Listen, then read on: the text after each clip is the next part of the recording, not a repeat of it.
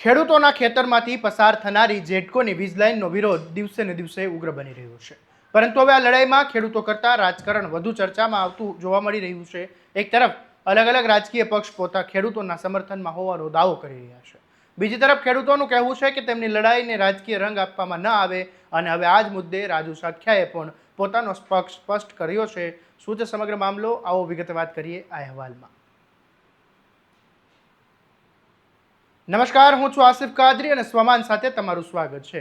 ગોંડલ અને જેતપુર તાલુકાના ખેડૂતો લાંબા સમયથી જેટકો દ્વારા પ્રસ્તાવિત જે હાઈ ટેન્શનની વીજ લાઇનનો વિરોધ કરી રહ્યા છે। ખેડૂતોનું કહેવું છે કે તેમની મંજૂરી વગર તેમના ખેતરમાં વીજ પોલ ઊભા કરવામાં આવી રહ્યા છે અને યોગ્ય વળતર તેમજ નિયમોનું પણ અવગણના થઈ રહી છે અને હવે આ મુદ્દે ખેડૂતોએ મામલતદારને આવેદનપત્ર આપવા પહોંચ્યા હતા અને આવેદનમાં ખેડૂતોએ સ્પષ્ટ મત હતો કે જ્યાં સુધી યોગ્ય ચર્ચા નહીં થાય ત્યાં સુધી ખેડૂતોના વિશ્વાસમાં નહીં લેવામાં આવે ત્યાં સુધી વીજ લાઇનનું કામ રોકવામાં આવે। આ દરમિયાન રાજુ સખ્યાએ પણ પોતાનો પક્ષ રજૂ કર્યો હતો અને તેમણે કહ્યું કે ખેડૂતોની લડાઈ એ માત્ર ખેડૂતોની છે, તેમાં કોઈ પણ પ્રકારનું રાજકારણ ન થવું જોઈએ, ખેડૂતોને ન્યાય મળે અને સૌની પ્રાથમિકતા હોવી જોઈએ। રાજુ સખ્યાએ વધુમાં કહ્યું કે ખેડૂતોના પ્રશ્ન ઉકેલવા માટે ટેબલ પર ચર્ચા આવી શકે છે અને સરકાર અને અધિકારીઓએ ખેડૂતો સાથે સીધી વાતચીત કરીને યોગ્ય નિર્ણય લેવો જોઈએ। ખેડૂતોની જમીન અને હક સાથે કોઈ પણ પ્રકારનો અન્યાય ન થવો જોઈએ, આવું રાજુ સખ્યાએ કહ્યું હતું। આપણે આગળ વાત કરીએ પહેલા રાજુ સખ્યાએ શું કહ્યું એ સાંભળી લો। જેટકો કંપની દ્વારા એક લાઈન જે છે એ કાલાવડ ખંડેરાથી ઘેલા સોમનાથ 400 કેવી 765 કેવી વીજ ડબલ વીજ રેસા અને એક ચોરણિયા હડાળા, આ બે લાઈનો જે છે એ પ્રસ્થાપિત ખેડૂતોના ખેતરમાં થઈ રહી છે, તેના વિરોધમાં આજે એક આવેદનપત્ર નાયબ કલેક્ટર સાહેબના માધ્યમથી જિલ્લા કલેક્ટર સાહેબને આપવાનો એક કાર્યક્રમ નક્કી થયો હતો।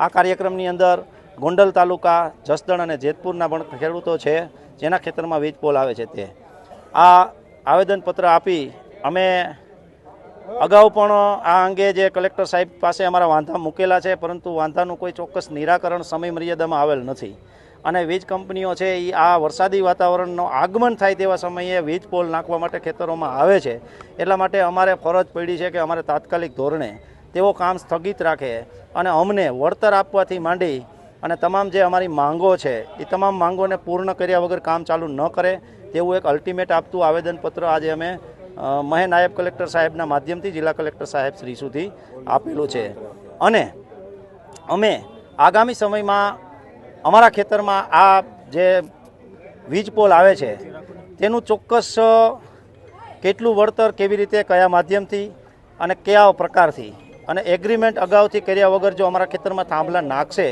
તો એ અમને ક્યારેય પરવડતા નથી, એટલા માટે અમે આ થાંભલા ના નાખવા સામે નામદાર ગુજરાત વડી અદાલતની અંદર સામૂહિક રીટ પિટિશન દાખલ કરવા જઈ રહ્યા છીએ। એટલા માટે એક લાસ્ટ અલ્ટિમેટ અમે આપેલું છે। ઇન્ડિયન ટેલિગ્રાફ એક્ટ 1885 છે, એ અંગ્રેજો વખતનો કાયદો છે, એ કાયદાને અનુસરવાનો કોઈ અર્થ રહેતો નથી।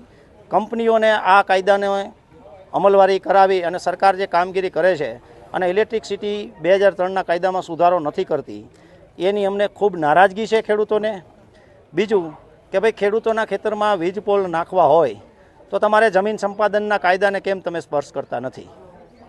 જો તમે જમીન સંપાદનના કાયદાને સ્પર્શ કરો તો તમારે ચોક્કસપણે અમને જમીન સંપાદનના કાયદા પ્રમાણે તમારે અમને વળતર અને એ પ્રમાણે અમને જે કાંઈ જમીન સંપાદનના કાયદામાં સુધારા વધારા વખતના છે એ તમામ તમારે અમને આપવા પડે। અમને અમારી સંપાદન થયેલ જગ્યાની બદલીમાં બીજી જગ્યા પણ આપવી પડે। એવા તમામ પાસાઓને ધ્યાનમાં રાખી અને ધરાર ખેડૂતે ક્યારેય માંગ્યું નથી કે ઇન્ડિયન ટેલિગ્રાફ એક્ટ 1885 મુજબ અમારા ખેતરમાં થાંભલા આવે, વીજળી અધિનિયમ 2003 મુજબ આવે, તોય અમારા ખેતરમાં થાંભલા બળજબરીથી નાખવામાં આવે છે। ભાડાથી પોલીસને લઈ જઈ અને કંપનીઓ બળજબરીથી થાંભલા નાખે છે। ત્યારબાદ અમે જે મોરબીમાં જેતપર વીજ પોલ આંદોલન સામે જે ચાલે છે એની સામે આંદોલન, એને સંપૂર્ણ અમે સમર્થન આજે આપેલું છે।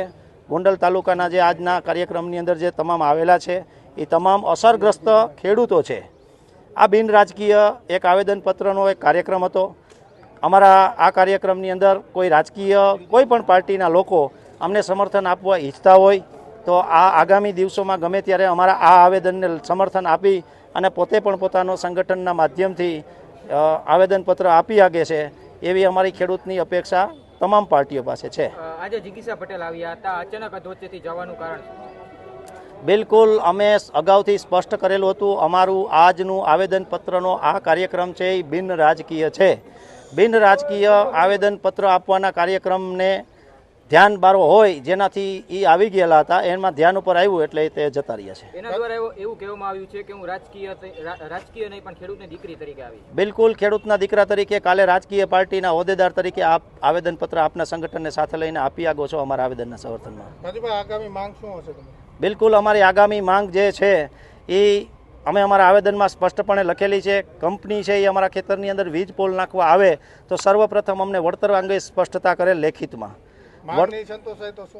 બિલકુલ માંગ નહીં સંતોષાય તો અમે જેતપુરની અંદર જે આંદોલન ચાલે છે એ આંદોલનને અહીંયા પરિવર્તિત કરશું. આજે કેટલા ખેડૂતો આ રેલીમાં જોડાયા? બિલકુલ આજે અસરગ્રસ્ત વિસ્તાર જે ગોંડલ તાલુકાનો આવે છે આંબરડીથી લઈ અને દળવા સુધીના તમામ ગામના ખેડૂતો જેના ખેતરમાં વીજ પોલ આવે છે તે તમામ છે.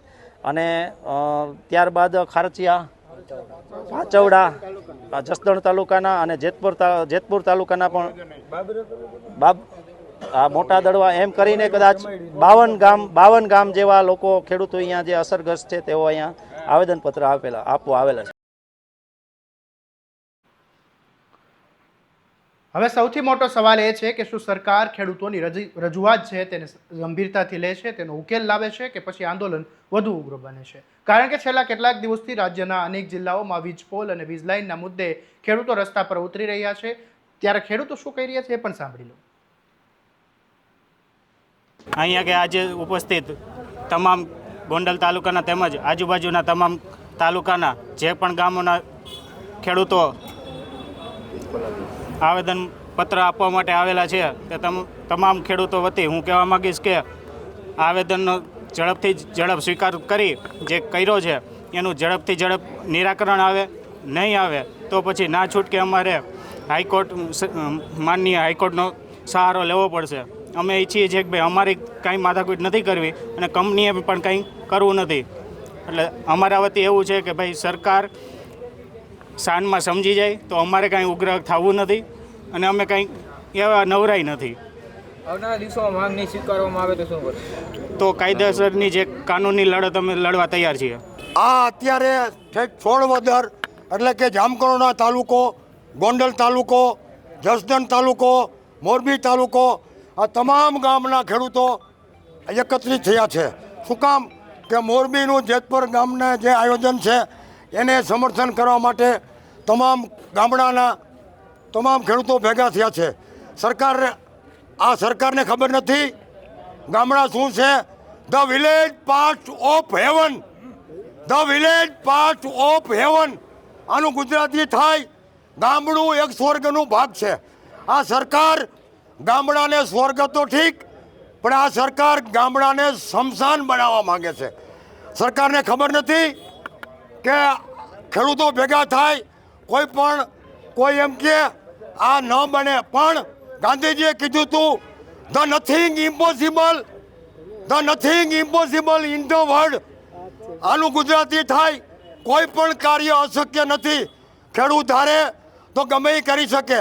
જો આનો નિર્ણય નહીં આવે તો તમામ ગુજરાતના 18,000 ગામડા છે, 18,000 ગામડાના ખેડૂતોને ભેગા કરી અને આનો નિર્ણય લેવામાં આવશે.